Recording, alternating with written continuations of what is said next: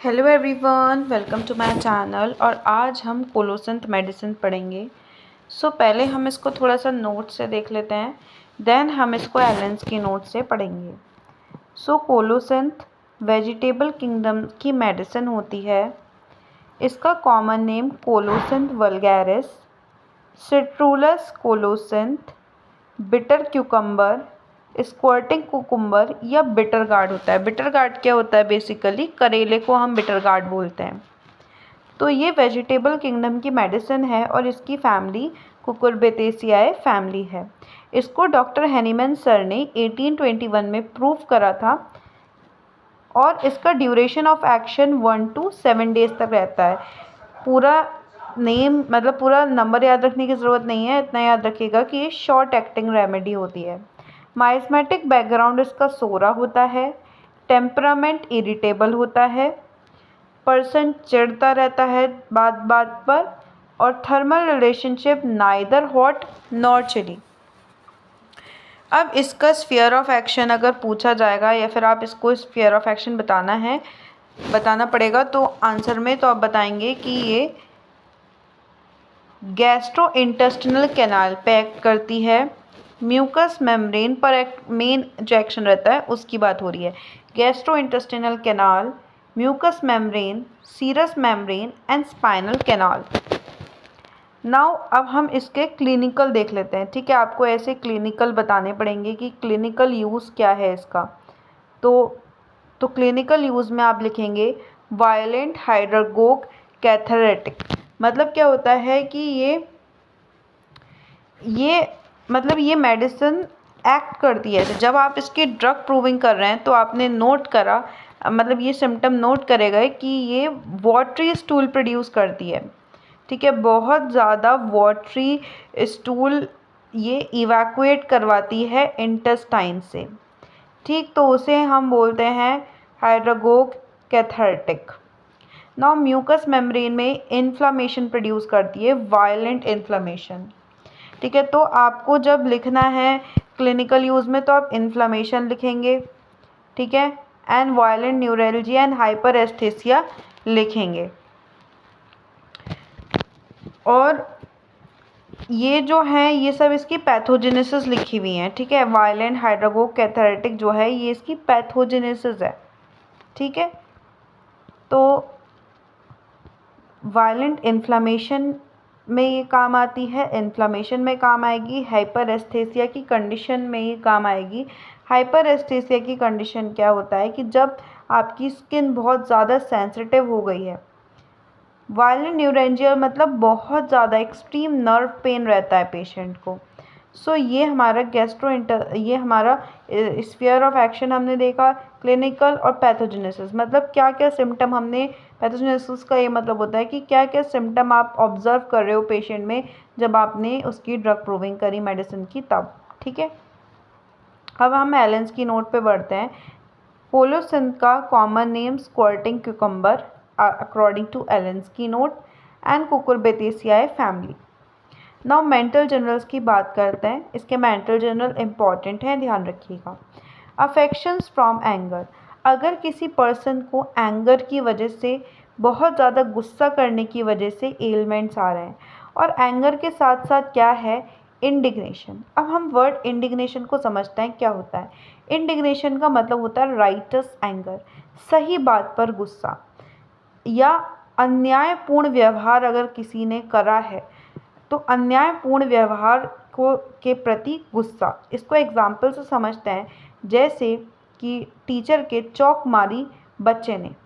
ठीक है, और मैडम ने फिर मतलब एक दूसरे बच्चे ने चौक मारी, मैडम ने फिर भी एक्स बच्चे को डांटा, मतलब जिसे डांटना चाहिए था उसे नहीं डांटा, उसके दोस्त को डांट दिया। तो अब उसके दोस्त, अब जिसको डांटना चाहिए था उसे नहीं डांटा, उसके दोस्त को डांटा। अब उस दोस्त में क्या भर गया? जब मैम ने उसको क्लास में सबके सामने डांटा, एंगर भर गया, एंगर आया विद इंडिग्नेशन। भाई उसके साथ तो अन्यायपूर्ण व्यवहार ही हुआ है ना, जब उसने मारा नहीं था आपने फिर भी उसको सबके सामने डांटा। तो ये क्या हुआ? Anger with indignation. जब आपके साथ कोई अन्यायपूर्ण व्यवहार करता है तो उसके बाद अगर गुस्सा आता है किसी पेशेंट को, तो जैसे कि कोई जैसे घर में 2 लड़कियां हैं, ठीक है, और जो एक लड़की खाली ऐसे ही बैठी रहती है, फ़ोन चलाती रहती है, और दूसरी सब घर का काम करती है। तो ये भी क्या हुआ, मतलब उसकी मम्मी भी उसको ही जो लड़की काम करती है उसको ही और काम करवाती हैं, तो उस लड़की के मन में क्या भर गया, गुस्सा भर गया कि यार मेरे ही साथ, मैं एक तो ऑलरेडी काम करती हूँ, फिर ऊपर से मेरे को ही इतना काम क्यों करवाती हैं। तो this is the anger with indignation. Now next हम देखते हैं colic, vomiting, diarrhoea, suppression of menses. तो एंगर विद इंडिग्नेशन की वजह से अगर पेशेंट में कोलीक, वॉमिटिंग, डायरिया और सप्रेशन ऑफ मेंसेस देखने को मिल रहा है कि मेंसेस आए नहीं, सप्रेस हो गए, तो हम ये मेडिसिन सोच सकते हैं। नाउ पेशेंट एक्सट्रीमली इरिटेबल रहता है, बहुत चिड़चिड़ा, इम्पेशेंट, उसके अंदर बिल्कुल भी धैर्य नहीं होता, बिकम्स एंग्री और ऑफेंडेड, तो एकदम से बहुत ज़्यादा गुस्सा हो जाता है, और ऑफेंडेड ऑन बीइंग क्वेश्चन, मतलब अगर आप उससे सवाल करोगे कि भाई आज तूने ये कलर का सूट, ये सूट क्यों पहना है, तो उस पर वो एकदम ऑफेंडेड हो जाए कि भाई आज ये साड़ी कैसे पहन ली, तो वो ऑफेंडेड हो जाएगा एकदम, मतलब वो लेडी ऑफेंड हो जाएगी एकदम। Irritable, throws thing out of his hand, तो जब ये पेशेंट चिड़चिड़ा होता है, जब ये चिड़चिड़ाता है तो ये चीज़ों को फेंकता है, ठीक है। देन हेड की बात करते हैं, वर्टिगो माने कि चक्कर आना।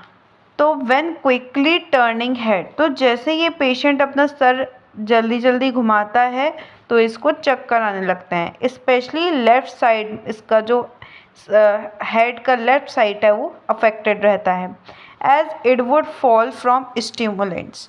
तो ऐसे इसको लगता है कि इसका जो हेड है वो गिर जाएगा, ठीक है, जब इसको चक्कर आ रहे होते हैं इसको ऐसी सेंसेशन आती है कि इसका सर गिर जाएगा। और इसको वर्टिगो क्यों आ रहा है, जो लोग बहुत ज़्यादा स्टिमुलेंट्स लेते हैं जैसे कॉफ़ी, चाय, तो उनको पीने की वजह से वर्टिगो की समस्या जिन पेशेंट्स में रहती है। नाउ गैस्ट्रोइंटेस्टिनल सिस्टम देखते हैं, agonising pain in abdomen causing patient to bend double. मतलब क्या होता है कि एगोनाइजिंग पेन मतलब अनबियरेबल पेन, असहनीय पेन हो रहा है पेशेंट को, ठीक है। अब जैसे ये पेशेंट ऐसे खड़ा हुआ है तो इसको इतना असहनीय पेन हो रहा है कि ये ऐसे करके झुक जाएगा, ठीक है, ऐसे बेंडिंग डबल हो जाएगा, ठीक है। तो एगोनाइजिंग पेन होता है, अनबियरेबल पेन, जिससे पेशेंट अपने पेट को ऐसे और करके मतलब झुक जाता है पेशेंट, ठीक है। तो जब किसी को दर्द हो रहा है तो वो क्या कर रहा है, उसको बर्दाश्त नहीं हो रहा और वो झुक जा रहा है। विद रेस्टलेसनेस, बहुत बेचैनी रहती है, पेशेंट इधर उधर मूव करता रहता है। ट्विस्टिंग एंड टर्निंग, मतलब अगर बेड पे लेटा है तो ट्विस्ट करता रहेगा, टर्न करता रहेगा कि भाई कैसे तो रिलीफ आए। एमेलियोरेट्स बाय हार्ट प्रेशर, मतलब उसको दबाएगा, जहाँ पेट में दर्द है एब्डोमेन को दबाएगा तो उसको रिलीफ मिलेगा, ठीक है। और मैकफॉस में हम क्या देखते हैं कि पेशेंट का जो एब्डोमेन का पेन है वो हीट से बढ़ जाता है। नाउ पेन की बात कर रहे हैं, और वर्स आफ्टर ईटिंग और ड्रिंकिंग, वर्स हो जाता है ईटिंग और ड्रिंकिंग, खाना खाने के बाद और पानी पीने, मतलब कुछ भी पीने के बाद इसके पेन्स और ज़्यादा बढ़ जाते हैं। Compel patient to bend double, तो पेशेंट को जो पेन होता है उसकी वजह से उसको ऐसे झुकना पड़ता है, मतलब आधा झुकना पड़ता है। मैकफॉस में इसका उल्टा होता है कि उसको झुकने से, अगर वो पेशेंट झुक रहा है तो उसका पेन और ज़्यादा बढ़ जाएगा। एंड डायोस्कोरिया में हमें सेम सिम्टम देखने को मिलता है, ये बेंडिंग डबल वाला, ठीक है। नाउ फीमेल रिप्रोडक्टिव सिस्टम की बात कर रहे हैं, मेंसेस अगर सप्रेस्ड हुए हैं चैग्रेन से या कोलिक पेन से। नाउ चैग्रेन समझते हैं, चैग्रेन क्या होता है। चैग्रेन का मतलब होता है कि अगर पेशेंट को किसी ने इंसल्ट कर दिया, ठीक है, उस कोई ऐसी बात कह दी जो पसंद नहीं आई और पेशेंट के मन में गुस्सा आ गया, ठीक है, इंसल्ट के बाद गुस्सा या डिसअपॉइंटमेंट के बाद गुस्सा, जिसकी वजह से उसके मेंसेस सप्रेस्ड हो गए। So that is menses suppressed by chagrin. Now extremities देखते हैं। सियाटिका मतलब जो जैसे साइटिक नर्व की वजह से जो पेन होता है उसमें अगर वो दब वगैरह जाती है, अफेक्ट हो जाती है तो साइटिका हो जाता है। तो इसको पेन रहता है हिप में। As through screws in a vice, जैसे कि कोई स्क्रू टाइट कर रहा हो या स्क्रू लगा रहा हो। लाइज अपॉन अफेक्टेड साइड, तो पेशेंट अफेक्टेड साइड लेटता है तो उसको और पेन होता है, क्रैम्पी पेन होता है, शूटिंग पेन होता है, जैसे कि lightning shock. This is very important, you should remember this, कि पेशेंट को ऐसा पेन होता है कि जैसे बिजली के झटके उसके पैरों में दौड़ रहे हैं। होल लोअर लिम्ब मतलब पूरे के पूरे लोअर लिम्ब में आप देखोगे कि उसको ऐसा पेन होगा जैसे आपने उसको इलेक्ट्रिक शॉक दे दिया हो। लेफ्ट हिप में, और कहाँ पे भाई, लेफ्ट साइड की रेमेडी है, लेफ्ट साइड इसकी मेनली अफेक्टेड रहती है। तो लेफ्ट हिप में, लेफ्ट थाई में, लेफ्ट नी में एंड पोप्लिटियल फोसा में। Left hip, left thigh, left नी into popliteal fossa. Now modalities देख लेते हैं। मोडेलिटीज़ में एंगर विद इंडिग्नेशन से एग्रावेशन है। भाई हमने तो अभी स्टार्टिंग में देखा था कि एंगर विद इंडिग्नेशन से इसके एलिमेंट्स आ रहे थे।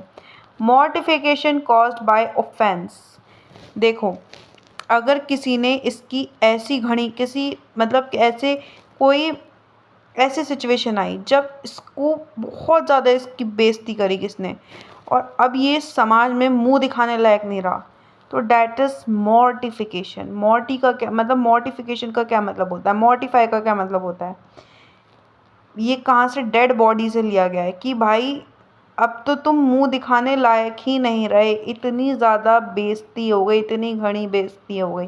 तो मॉर्टिफिकेशन अगर किसी ऑफेंस की वजह से पेशेंट को बहुत ज़्यादा, इतना ज़्यादा मॉर्टिफाइड, इतना ज़्यादा बेइज्जती फील हो रहा है, तो ये जो चीज़ है ये पेशेंट के सिम्टम्स को एग्रावेट करेगी। ठीक है, जैसे पेशेंट ऑलरेडी बीमार था, फिर किसी ने उसकी बेइज्जती कर दी, एक ऑफेंस उसे ऑफेंडेड फील करवाया, तो उसके बाद क्या उसकी प्रॉब्लम्स बढ़ जाएंगी। एमेलियोरेशन किससे मिलता है, बेंडिंग डबल या डबलिंग अप से, और हार्ट प्रेशर से पेशेंट को एमेलियोरेशन है। तो इसके मर्क सोल कॉम्प्लीमेंट्री है डिसेंट्री में, जहाँ पर ग्रेट टेनेस्मस रहता है, बहुत ज़्यादा मरोड़ उठता है। ठीक है, ग्नैप से कंपेयर कर सकते हो जहाँ पे इंटेंस पेन रहता है अलॉन्ग।